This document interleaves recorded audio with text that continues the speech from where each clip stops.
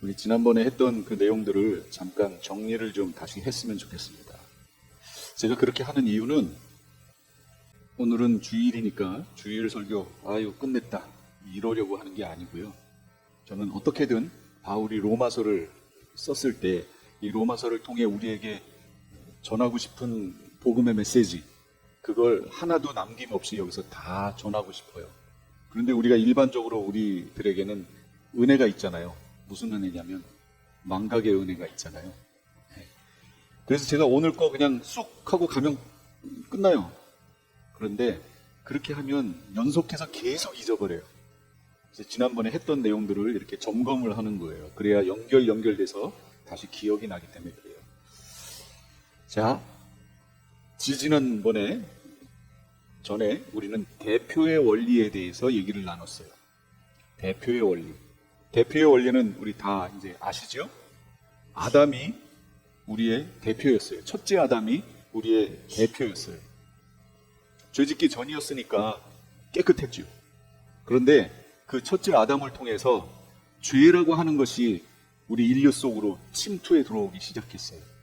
그리고 그 죄는 퍼져갔어요. 순식간에 기하급수적으로 세포 분열을 하는 것처럼 순식간에 우리 모든 인류를 장악해버렸어요.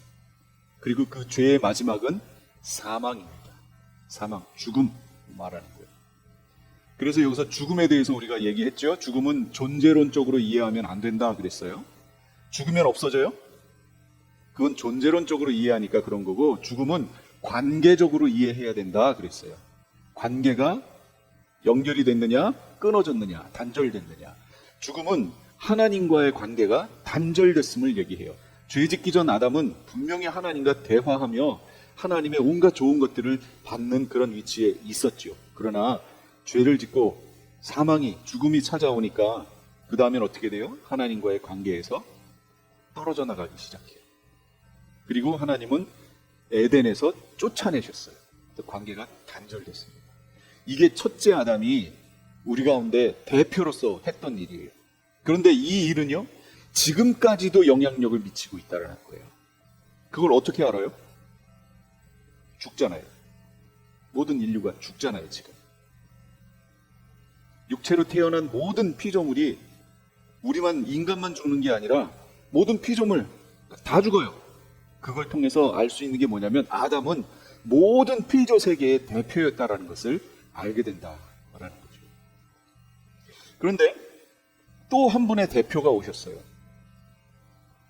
둘째 아담이라고 불리는 이분은 구약에서 메시아라고 불리는 분이에요. 나사렛이라는 동네에서 태어나신 예수와 예수님 그분이에요. 죄로 가득 차 있는 이 세상에 이분께서는 의를 집어넣으셨어요. 첫째 아담은 죄를 집어넣었다면, 죄의 통로가 됐다면 이 둘째 아담 되신 예수님은 의의 통로가 되신 거예요. 의. 그래서 이 의가 인류 가운데로 들어오기 시작해요. 그리고 이 의가 퍼져나가기 시작합니다. 이 의의 마지막은 영원한 생명, 바로 영생이에요. 그런데 이 대표의 원리가 똑같아 보이지만 다르다라는 거예요. 다른 점이 있어요. 그 다른 점이 뭐라고요? 대상이 달라요. 대상. 첫째 아담을 통한 대상은 모든 피조물이었죠. 그러나 둘째 아담 대신 예수님을 통한 그 대상은 모든 인류가 아니다라는 거예요. 첫째 아담은 육체로 태어난 모든 피조물의 대표였다면 둘째 아담 대신 예수님은 영체로 태어난 피조물의 대표예요. 영체. 육으로 난 것은 육이요, 영으로 난 것은 영이다 라고 얘기하셨잖아요. 예수님이 요한복음에서. 바로 그 영으로 태어난 이들의 대표이시다 라는 거죠. 그래서 여기에서 거듭남이라는 말이 나오죠. 육체는 첫 번째 태어난 거고 영체가 두 번째 태어나는 거기 때문에 거듭남이라는 용어를 예수님이 사용하셨고, 니고데모는 그걸 이해 못했어요. 예수님이 너 유대인의 선생으로서 이걸 모르느냐? 이렇게 얘기하셨잖아요. 어쨌든 하나님의 이 넘치는 은혜와 의의 선물을 받는 사람들의 대표시라는 거예요. 또 누가복음에서는 하나님 땅에서는 기뻐하심을 입은 사람들, 그들의 대표시다. 그래서 이걸 다른 말로 택함 받았다, 선택받았다 이렇게 얘기하는 거예요. 택함 받은 이들에 대한 대표시다. 이게 대표의 원리였어요. 그런데 지난번에 어떤 원리를 또 얘기했냐면 연합의 원리를 얘기했어요. 연합. 6장 1절에 보니까 은혜를 더하게 하려고 여전히 죄 가운데 머물러 있어야 하는가? 라는 질문을 하죠. 이 말씀은 5장 20절. 죄가 많은 곳에 은혜가 더욱 넘치게 되었다라는 말씀, 그거에 대한 그 말씀을 놓고 이걸 배경으로 하여 바울이 스스로 질문하면서 답을 하는 거예요. 그 질문이 뭐냐면 죄가 많은 곳에 은혜가 넘치니까 그렇다면 은혜를 더하게 하려고 여전히 죄 가운데 머물러 있어야 하는가? 그렇게 해야 돼요? 아니죠. 그럴 수 없느니라 그러잖아요. 그럼 왜 그럴 수 없어요? 바로 연합의 원리 때문에 그렇다는 거예요. 이 연합의 원리가 뭔데요? 예수님의 죽으심과 부활하심에 우리가 세례받을 때 또는 침례받을 때 우리도 예수님처럼 죽었고 예수님처럼 다시 살았다. 이게 연합이 됐다는 거예요. 그럼 예수님은 뭐에 대해서 죽었어요? 죄. 그러니까 우리도 죄에 대해서 어떻게 된 거예요? 죽었어요. 죄에 대해서 죽었어요. 그리고 의에 대해서는 살아났어요. 지금 현재. 이게 의에 대해서 살아난 성도의 현재의 삶을 얘기하는 거예요. 의에 대해서 살아난 거예요. 또 예수님이 부활하신 것처럼 우리는 미래에 부활할 줄로 믿습니다.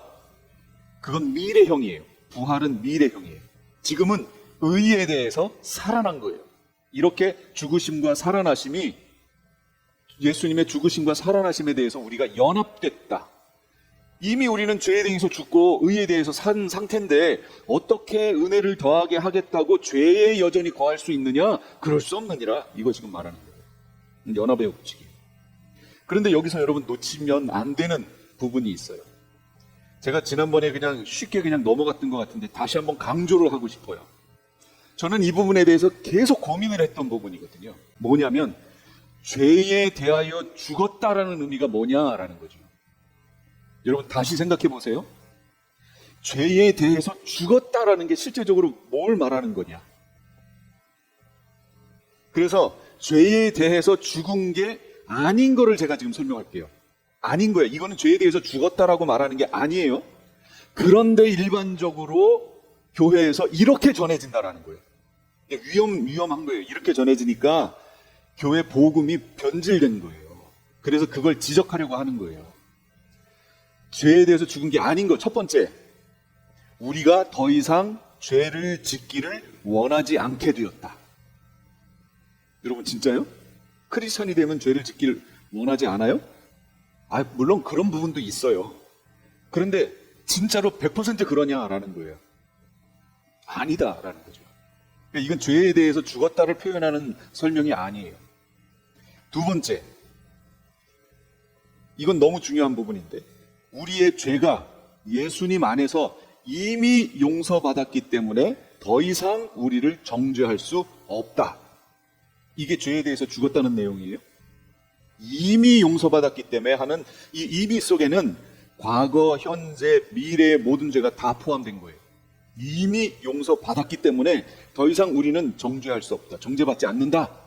이게 죄에 대해서 죽었다는 건가요? 제가 이거 설명하면서 어떤 이단 얘기했어요? 구원파.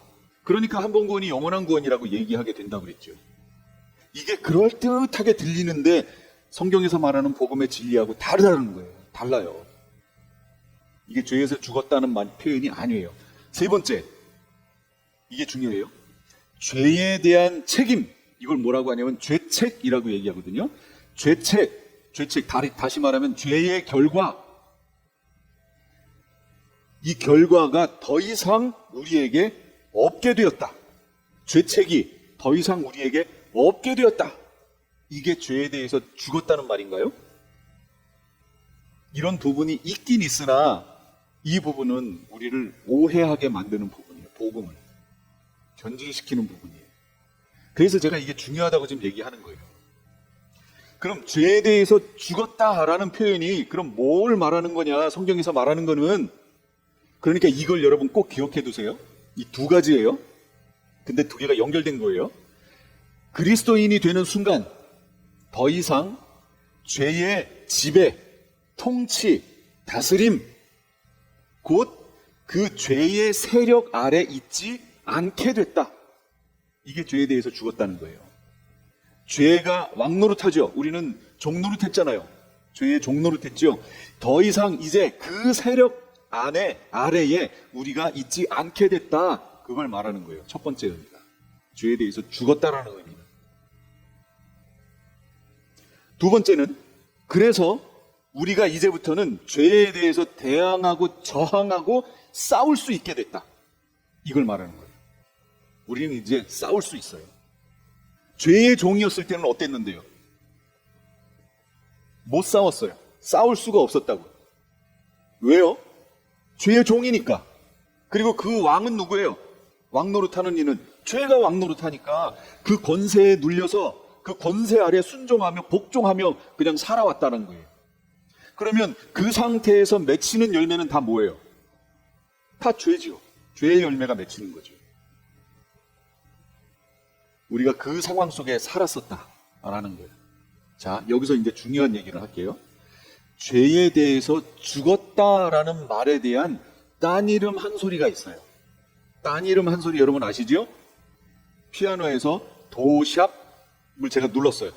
그 다음에 레 플랫을 눌렀어요. 어떤 소리가 날까요? 예, 같은 소리가 나요. 그런데 제가 이름은 도샵이라고 불렀고 또 하나는 레 플랫이라고 불렀잖아요. 이름은 다른데 실상 소리는 똑같이 났죠. 이걸 딴 이름 한 소리라고 그래요. 이 죄에 대해서 죽었다라는 말도요. 제가 지금 이제 다른 이름을 부를 거예요. 그런데 실상은 같은 의미라고. 자, 보세요. 죄에 대해서 죽었다라는 말의 딴 이름은 뭐냐면 죄로부터 해방됐다라는 말이에요. 오늘 본문에 있죠.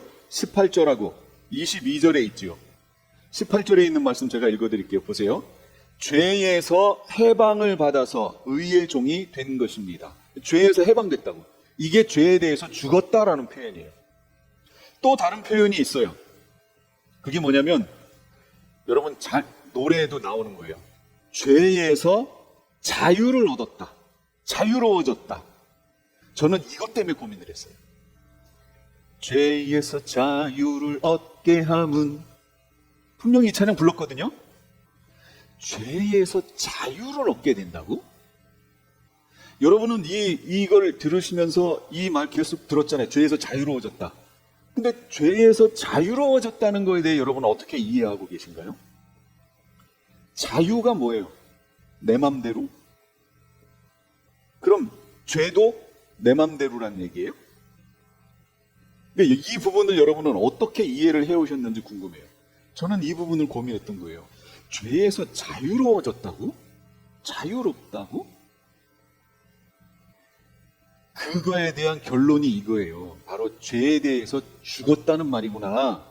그런데 죄에 대해서 죽었다는 말은 죄의 통치, 죄의 지배로부터 그 세력으로부터 더 이상 그 아래 있지 않게 된 걸 말하는구나.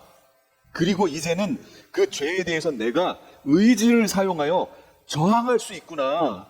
그리고 죄에 대해서 내가 싸울 수 있구나. 이게 죄에 대해 죽은 것이고 죄로부터 해방된 것이고 죄에서 자유로워진 거예요. 옛날에는 자유롭지 않았다니까요. 그 권세 아래에 있어서 꼭두가시처럼 그냥 끌려다녔어요. 제가 그림 하나 보여드릴까요? 이거예요, 이거. 저렇게 있었다고요, 우리가. 우리 꼭두각시였어요, 그냥. 죄의 끈에 묶여가지고 그 세력권에 묶여서 위에서 움직이는 대로 우리는 따라서 그냥 춤추고 움직였던 거예요. 이 모습이었단 말이죠. 그런데 어떻게 됐다고요?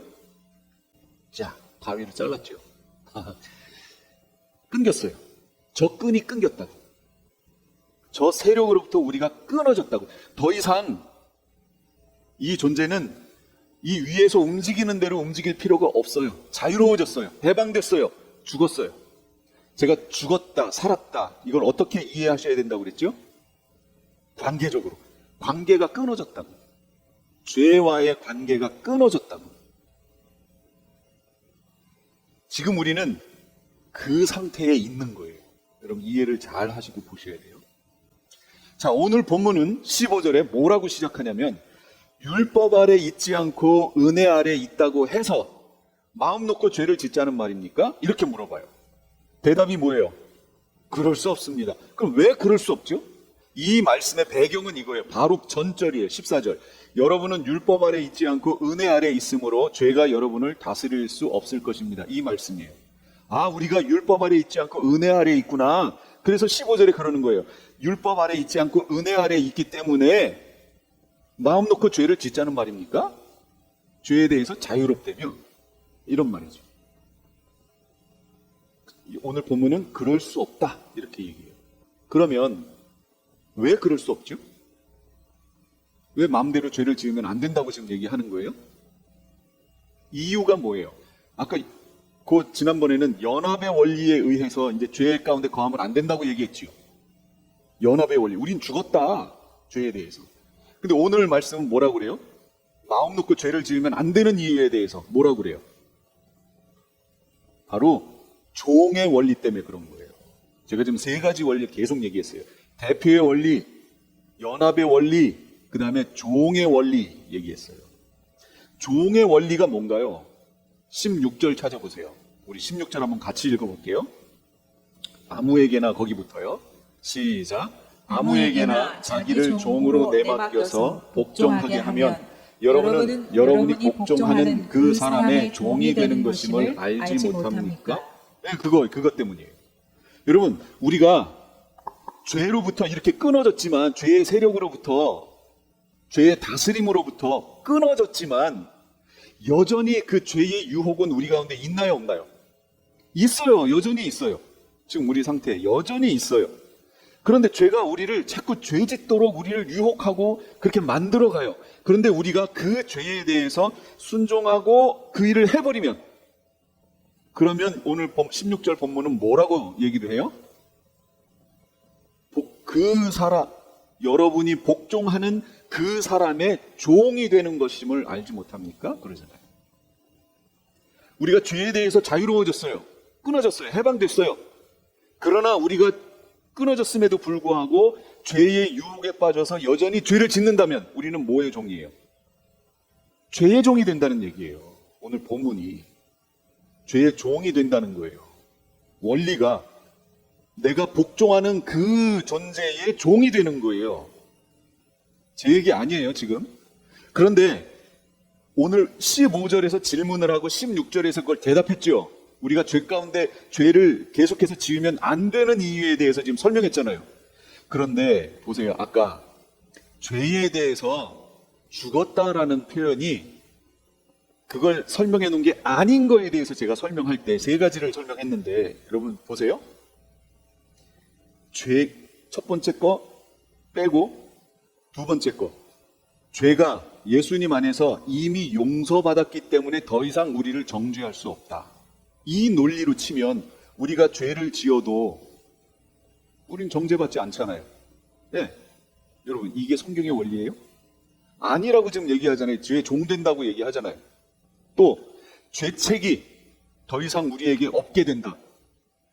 여러분 정말 그래요? 죄책이 없어요? 이 부분에 대해서는 로마서 8장 가서 제가 원어를 해석하면서 정확하게 설명할 거예요.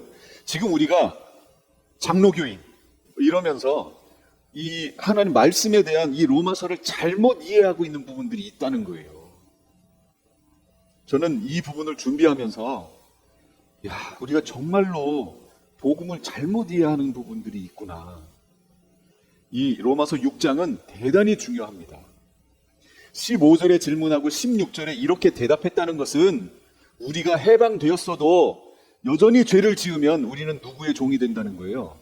죄의 종이 된다는 거예요. 그러므로 죄 지으면 안 된다라고 지금 바울이 설명하잖아요. 내가 복종하는 존재의 종이 되는 원리, 이게 종의 원리예요. 따라서 죄를 짓는다라는 것은 죄의 종이 됨을 의미하는 거예요. 죄의 종이 된다는 것은. 반대로 의를 행한다 그러면 의의 종이 된다라는 것을 말하는 거예요. 그런데 여기에서 중요한 원리가 있어요. 차이점을 여러분이 잘 발견하셔야 돼요. 죄를 짓는다, 죄의 종이 됐어요. 의를 행한다, 의의 종이 되는 거예요. 이게 종의 원리예요. 그런데 제가 여기서 질문하고 싶은 게 있어요. 여러분 잘 생각해 보세요. 죄의 종일 때, 저 첫 번째 거, 죄의 종일 때, 죄가 움직이는 대로 우리는 따라 움직였죠. 그때에 죄의 종이었을 때 여러분 우리가 의에 순종할 수 있었나요? 순종할 수 없었죠. 의에 대해서 전혀 관계가 없었죠. 자유로웠죠. 의를 행할 수 있었나요? 없었어요. 제가 지금 여기서 말하는 의는 하나님의 의를 말하는 거예요. 상대적으로 A라는 사람보다 B라는 사람이 상대적으로 약간 의로운 행위들을 할 수는 있죠. 있죠. 삶 속에. 그런 의를 말하는 게 아니에요. 지금 제가 여기서 말하는 의는 하나님의 의, 그 수준을 말하는 거예요. 죄의 종이 하나님의 의를 행할 수 있나요? 없어요. 없어요. 죄의 종의 상태에 있는 이들은 하나님의 의를 행할 수 없어요. 그러므로 행하는 모든 것은 다 죄의 열매예요. 그래서 그 마지막은 뭐라고요? 사망, 죽음이라고요. 죽음으로 가는 거예요. 그 사람에게, 죄의 종에게 자유의지가 있나요? 제가 여기서 말하는 자유의지는 누누이 얘기하잖아요. 짜장면 먹을까 짬뽕 먹을까를 결정하는 의지가 아니라고. 성경에서 말씀하고 있는, 신학에서 말씀하고 있는, 최소한 제가 여기서 질문하고 표현하는 자유의지는 하나님의 의를 선택하느냐, 죄를 선택하느냐, 이걸 말하는 거라고요. 그러면 죄의 종들, 구원받지 못한 죄의 종들이 하나님의 의에 해당하는 것들을 선택할 수 있을까요? 없어요. 이 내용이 없어요. 그 얘기는 뭘 말하는 거예요? 죄의 종들에게는 자유의지가 있다는 거예요? 없다는 거예요? 없어요. 죄의 종들에게는 자유의지가 없어요. 이건 제 얘기가 아니고 신학 전체의 얘기예요. 그런데 그 중에 어떤 이들이 인간의 의지로 하나님을, 복음을 받아들일까 말까를 선택할 수 있다는 거예요. 이렇게 말하는 이들이 있어요. 이게 알미니안이에요. 우리의 자유의지로 이걸 선택할까, 이걸 선택할까, 구원받기도 전에 하나님의 은혜를 선택할까, 그냥 여전히 죄 가운데 살까, 이걸 선택할 수 있다는 거예요. 이게 알미니안주의를 말하는 거예요. 웨슬리안은 뭐냐면, 아니다, 우리의 의지로 그렇게 선택할 수는 없다. 이미 우리는 원죄에 의해서 죽은 상태로 태어났기 때문에 선택할 수 없다. 자유의지가 없다. 그럼 어떻게 구원받느냐? 그래서 하나님이 선제적 은혜를 주신다. 그 선제적 은혜가 뭐냐면, 그 선제적 은혜가 구원으로 인도한, 선제적 은혜가 곧 구원이다, 이퀄이다, 이건 아니지만 그 선제적 은혜가 와서 나를 깨운다. 내 의지로 하나님의 의를 선택할 것인가, 죄를 선택할 것인가를 결정할 수 있도록 내 의지를 깨우는 역할을 한다. 그래서 내가 복음을 선택하면 나는 그때 이제 구원받는 것이고, 그렇지 않으면 여전히 죄 가운데서 지옥으로 가는 것이다. 이게 웨슬리안이에요. 웨슬리는 하나님의 주권 교리를 인정해요. 하나님이 먼저 우리에게 선제적 은혜를 베푸신다. 그리고 그 은혜를 주셔서 그걸로 구원을 받은 것은 아니나 우리의 자유의지를 깨우셔서 자유의지로 복음을 선택할 수 있도록 그 위치에 놓으셨다. 그러므로 교회 온 사람들은, 복음을 받아들인 사람들은 자기 자유의지를 사용하여 복음을 선택한 거다. 그러나 다른 이들은 자기 자유의지로 여전히 죄를 선택한 거다. 그러니까 지옥 가는 것은 본인들 책임이다. 이게 웨슬리안이에요. 감리교. 이해하셨죠? 그런데 칼빈은 뭐라고요? 아니다. 우리는 자유의지가, 죄에 있는 상태에서는 자유의지가 없다. 복음을 선택할 수 있는 이 능력이 없다. 왜? 죽어서 태어났기 때문에, 영적으로. 그래서 여러분 잘 이해하셔야 돼요. 죽음, 이건 존재론이 아니라 관계적이라고 하는 거. 우린 죽었다. 하나님과의 관계가 끊어졌다. 그래서 하나님의 의에 대해서 모른다. 근데 어떻게 우리가 선택을 하느냐? 안 된다. 그래서 칼빈은 뭐라고 그래요? 하나님의 주권적인 역사, 우리가 거부할 수 없는 은혜로 우리 가운데 들어오신다. 누구에게? 하나님이 기뻐하시는 이들에게. 그래서 하나님의 주권을 강조하는 거예요. 그래서 성경의 에베소서 같은 데 보면 뭐라고 그래요? 우리의 믿음, 우리의 구원, 이게 다 뭐라고요? 예, 선물, 은혜라고. 하나님의 은혜로 주어진 거라고. 선물이라고. 우리에게서 난 것이 아니니 자랑치 못하게 하려 함이라 그랬잖아요. 우리에게서 난 게 아니에요. 이거 다 하나님의 선물이라고요. 주어진 거라고. 이 부분이 이해되셨죠? 자, 그러면 더 나갈게요. 죄의 종일 때는 저쪽에 있는 꼭두각시처럼 죄가 시키는 대로 했어요. 근데 우리는 자꾸 어떻게 이해를 하냐면, 이제 우리는 죄의 종에서 놓여 의의 종이 됐잖아요. 의의 종이 됐으니까 이렇게 이해하는 거예요. 하나님의 의에 줄에 매여서 꼭두각시가 되어 의가 시키는 대로 우리가 하고 있다고 이해하는 거예요. 반대급부로 죄냐 의냐 요것만 딱 바꾸면 된다고 이해하고 성경을 보는 거예요. 여러분 이거에 대해 어떻게 생각하세요? 이거면 죄에 대해서는 생각도 안 나야 돼요.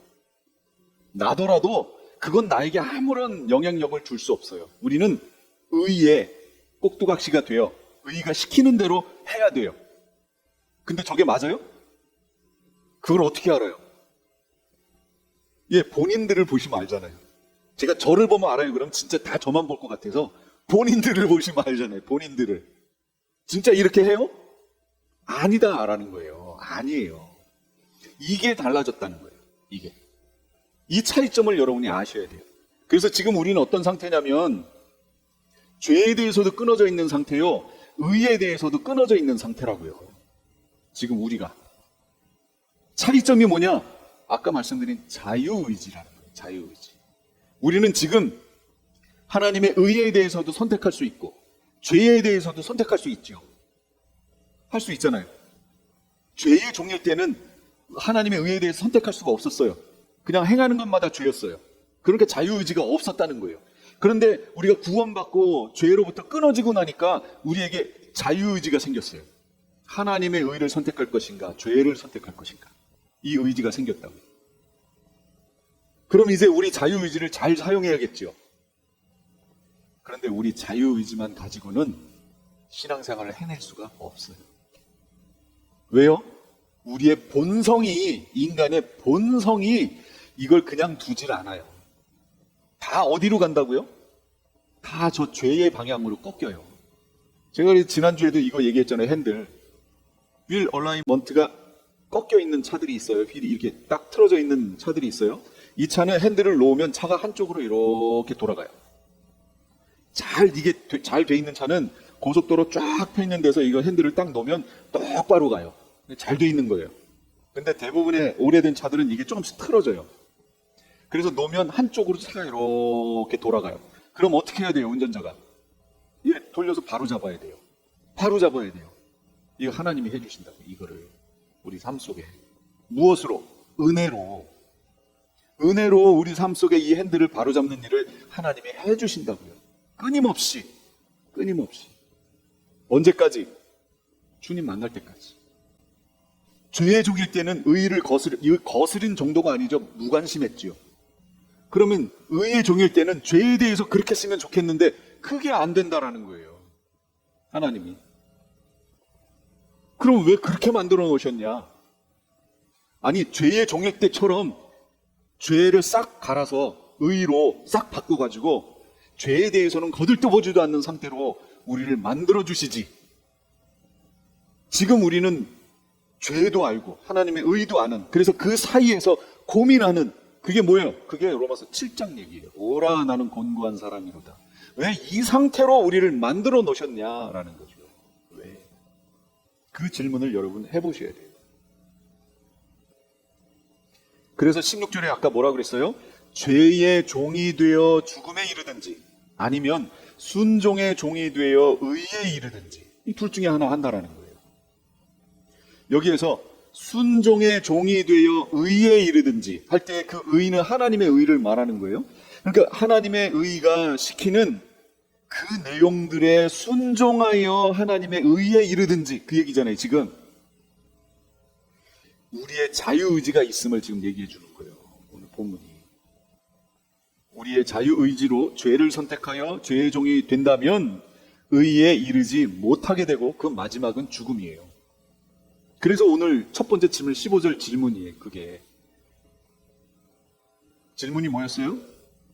마음 놓고 죄를 짓자는 말입니까? 그거 짓자는 거예요? 안 된다라는 거예요. 그렇게 지으면 안 된다. 죄 지으면 안 된다. 그런데 어떤 이들은 우리는 예수 믿을 때 과거, 현재, 미래의 모든 죄가 다 용서됐기 때문에 지금 내가 죄를 지어도 구원에는 영향을 미치지 않는다. 이렇게 얘기해요. 그러면 여러분 굳이 이 말씀 써놓을 필요 없죠? 네, 써놓을 필요 없잖아요. 그런데 왜 바울은 이 내용을 썼을까요? 그러면 그분들이 성경을 지금 잘못 해석하고 있다는 거죠.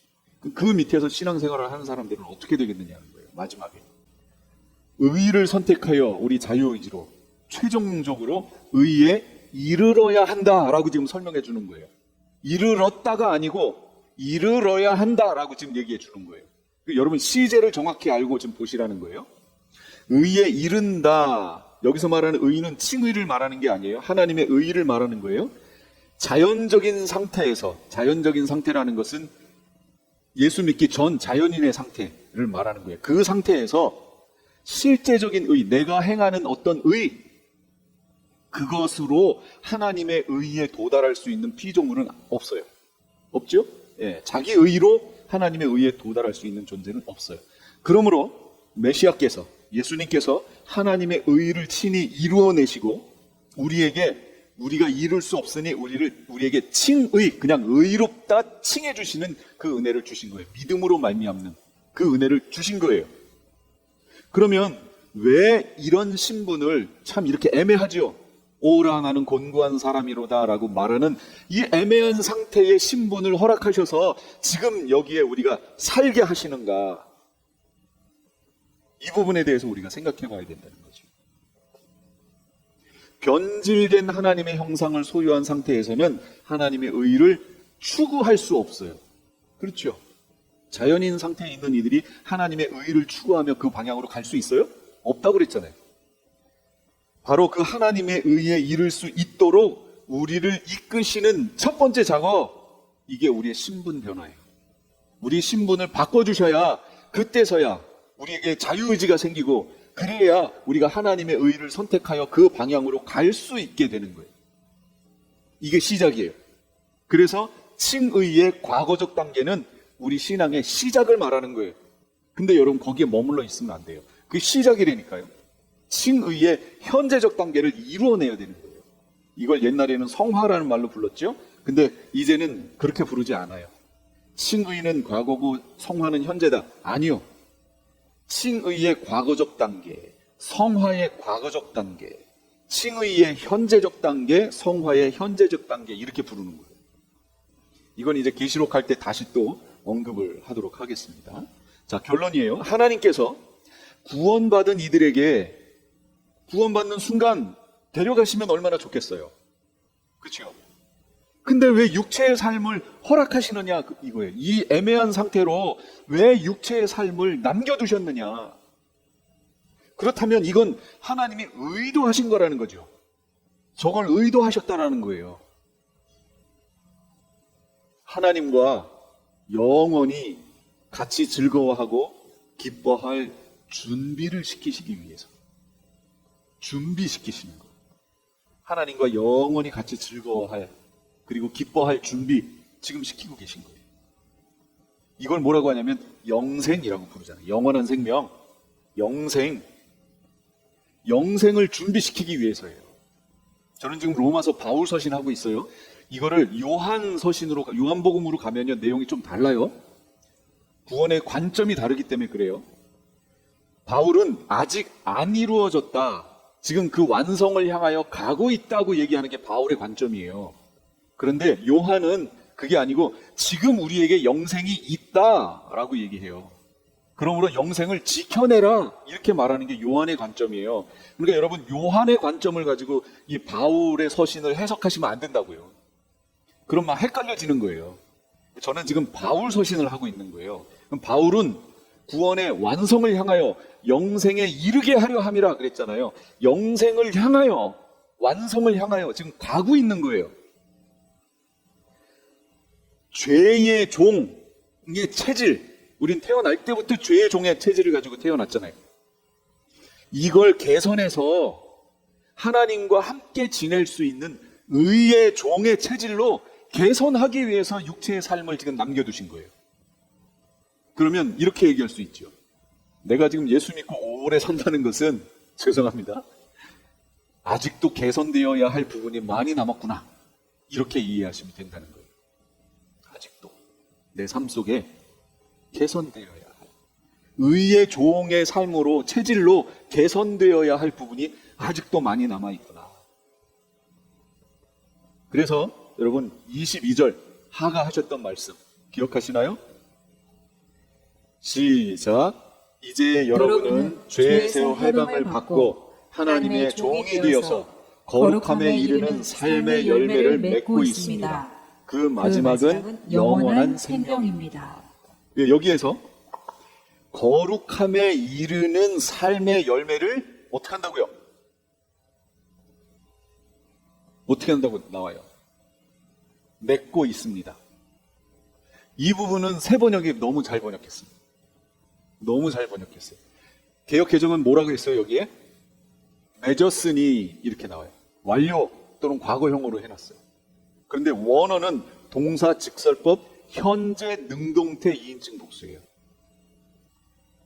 현재 능동태라고. 현재 능동태니까 내가 하는 거죠. 너희가 열매를, 현재형이니까 지금 맺고 있는 거예요. 그러니까 여러분 의의 종으로서 순종하며, 이게 붙어있을 때는 순종이 아니잖아요. 그건 강제지. 내 의지로 순종하여, 그걸 순종하면 뭐가 열매가 맺혀져요? 의의 열매가. 여기 지금 얘기하잖아요. 삶의 열매, 거룩함에 이르는 삶의 열매를 맺고 있는 거예요. 우리가 지금 맺어가는 거예요. 지금 계속해서. 이렇게 맺어가면 그 마지막은 뭐라고요? 예, 영원한 생명, 영생이라고요. 영생을 이루어가는 거예요. 이 바울의 관점을 여러분 잘 이해하셨죠? 그러니까 우리가 여기서 죄를 지으면 돼요, 안 돼요? 안 돼요. 죄를 짓는 순간 죄의 종이 돼버리는 거예요. 그 상태를 계속해서 유지하면 어떻게 될까요? 나는 이미 구원받았지만, 이미 하나님 백성으로 체질 개선을 시작했지만, 하나님의 은혜로. 근데 그 체질 개선하는 단계에서 죄를 계속해서 반복적으로 짓고 죄의 종이 되면 그 마지막은 뭐라고요? 사망, 죽음이라고요. 죽음. 그런데 한 번 구원이 영원한 구원이라고요? 그러니까 바울 서신 잘못 해석한 거예요. 그게. 그렇게 해석하면 성도들 다 죽어요. 나중에 가서. 지금은 구원받았다고 생각하고 있겠죠. 다 죽어요. 한 번 구원은 영원한 구원이 아니에요. 지켜내는 거예요. 그리고 최종 완성되어야 하는 거예요. 그렇기 때문에 우리가 지금 내 자유의지를 사용하여 의의 종의 자리에 머물러서 거룩함에 이르는 삶의 열매를 지금 현재 계속해서 맺어가야 되는 거예요. 그래야 최종적으로 영원한 생명에 이르는 거예요. 여러분 이 원리를 잘 생각하시고요. 아니 그렇다면 내가 내 의지를 사용해서 하면 아담도 못했는데 내가 그게 가능한가? 여러분 내 힘으로 하는 게 아니에요. 그걸 할 수 있도록 아까 핸들을 바로잡는 역할을 누가 해주신다고요? 하나님, 성령 하나님이 은혜를 주신다니까요. 성령 하나님의 내주가 다르다고요. 성령 하나님이 나와 함께 계셔서 우리를 그렇게 갈 수 있도록 성령 하나님이 인도하신다고요. 그러므로 너희는 성령을 어떻게 하라고요? 쫓아 행하라. 이게 바울의 얘기잖아요. 성령을 쫓아 행하는 거예요. 그래야 구원의 완성에 이를 수 있는 거예요. 그러므로 너희는 성령을 소멸치 말라. 성령을 소멸하면 어떻게 되는데요? 은혜가 소멸되면 우리는 죄의 종으로 갈 수밖에 없어요. 그럼 그 마지막은 죽음과 사망이에요. 그렇게 가지 않도록 성령을 붙들고 성령이 우리 가운데 계속해서 충만하실 수 있도록 은혜를 강구하고, 그래서 바울이 빌립보서라든지 이런 데서 뭐라고 그래요? 성도들을 위해서 중보하라. 중보하라는 기도의 내용이 뭐예요? 성령 충만. 이 내용들을 알고 이제 바울이 썼던 내용들을 읽어보면 바울이 왜 그걸 강조하는지 그제서야 이해가 간다는 얘기죠. 우리는 삶의 열매를 맺고 있는 단계에 있습니다. 그러니까 여러분 방심하지 마세요. 죄에 대해서는 싸워야 되고요. 하나님의 은혜는 간구해야 돼요. 우리가 주인이 바뀐 거예요. 자유로워졌다 이 표현은 주인이 바뀌었다 그걸 말하는 거예요. 죄가 주인이었는데 이제는 의가 주인이다. 은혜가 주인이고 하나님이 우리의 주인이다. 주인이 바뀌었다. 그걸 죄로부터 자유로워졌다 이렇게 표현하는 겁니다. 기도하겠습니다.